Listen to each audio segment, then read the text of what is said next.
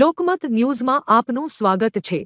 Ward number 15માં ચૂંટણી પહેલા રાજકીય વાતાવરણ ગરમાયું છે। યુવા નેતા ઋષભ કામદારે પોતાની દાવેદારી જાહેર કરી છે, જેનાથી સ્થાનિક રાજકારણમાં નવી ચર્ચાઓ શરૂ થઈ છે। ઋષભ કામદારે જણાવ્યું કે હું યુવા છું અને વોર્ડ 15નો પ્રમુખ તરીકે કામ કરી રહ્યો છું, તેથી પાર્ટી મને તક આપશે એવી મને પૂરી આશા છે। તેમણે વધુમાં કહ્યું કે કોઈ વ્યક્તિ કોઈપણ પાર્ટીમાં જાય તેનાથી કોઈ ફરક પડતો નથી, લોકો વિકાસ અને કાર્ય પર વિશ્વાસ કરે છે। તેમણે આત્મવિશ્વાસ સાથે દાવો કર્યો કે પાર્ટી જેને પણ ટિકિટ આપશે વોર્ડ નંબર 15માં ચારે બેઠકો કમળના ચિહ્ન પર જ આવશે। હાલમાં પાર્ટી દ્વારા ઉમેદવારોની પસંદગી અંગે ચર્ચા ચાલી રહી છે અને હવે સૌની નજર અંતિમ યાદી પર છે।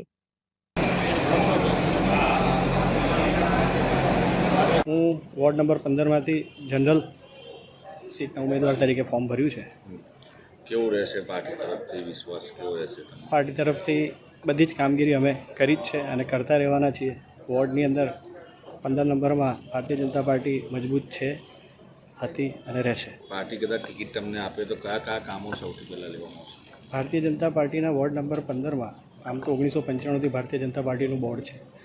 રોડ, રસ્તા, ડ્રેનેજના અને લોકોની સુખાકારી માટેના જે પ્રાથમિક પ્રશ્નો છે, સાથે સાથે જે એમને બેઝિક જરૂરિયાતો એવી છે કે ઘણા વિસ્તારોમાં એવું છે કે લાઇબ્રેરીની રિક્વાયરમેન્ટ છે, ઘણામાં ઉદ્યાનની રિક્વાયરમેન્ટ છે, બાળકો માટેના રમતગમતની વસ્તુઓ, સાધનો એક જગ્યાએ હોય એવા અમુક એરિયા ડેવલપ કરવા માટેની છે। તો આવા જે પણ પ્રશ્નો લોકોના હશે એ લોકચાહનાના પ્રશ્નોને આપણે આપણાથી થઈ શકતા પ્રયત્ન સાથે પૂર્ણ કરીશું। લાગે છે ટિકિટ આપશે પાર્ટી? ભારતીય જનતા પાર્ટીના કાર્યકર છીએ, ભારતીય જનતા પાર્ટીની નિષ્ઠાપૂર્વક સેવા કરી છે અને ભારતીય જનતા પાર્ટીનો જે પણ હશે આદેશ એને શિરમાન્ય રાખીશું।